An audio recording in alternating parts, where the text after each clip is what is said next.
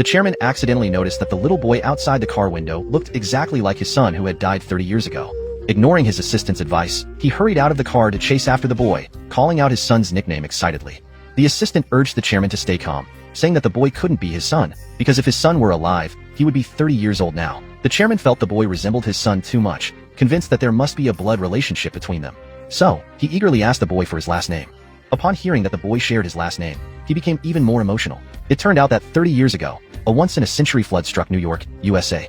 As the man listened to the roaring sounds outside, he hurriedly grabbed the chain on the wall, intending to go out and help with flood rescue efforts, but was stopped by his wife. His wife, worried about his safety, urged him not to go. However, the man insisted that it was everyone's duty to help with the flood rescue. His wife's heart was touched by his words, and she prepared to go with him. The husband asked his wife to stay home and take care of their child, so he could focus on helping others.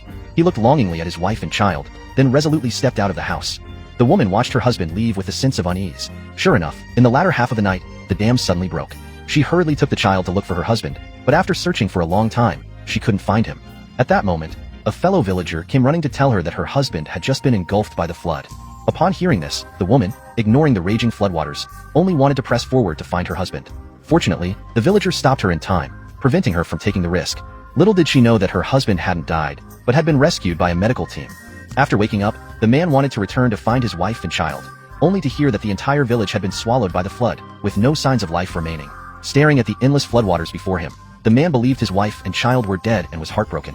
30 years passed in a flash. The woman had become an old lady with white hair, but she never wanted to believe her husband was gone. For decades, she persisted, distributing missing person notices, and this obsession became her only motivation to keep living. The beautiful memory she had shared with her husband became the warmest recollection in her heart, sustaining her through the passing of countless seasons. However, just as she was lost in those beautiful memories, her son and daughter-in-law suddenly interrupted her thoughts. The young couple had something urgent to attend to and wanted her to pick up their grandson.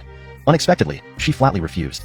As she had just been diagnosed with Alzheimer's disease, the doctor had specifically instructed her not to agree to others' requests lightly. Her daughter-in-law, however, thought she was pretending, saying that if she weren't, she wouldn't still be searching for her missing husband.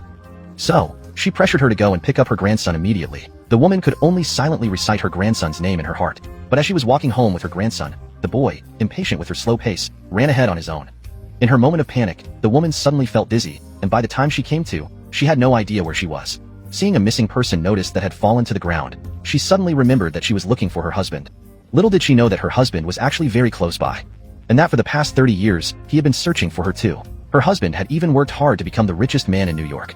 That day, as he was looking at a photo of the mother and son, reminiscing, he suddenly saw his son's figure flash past through the car window.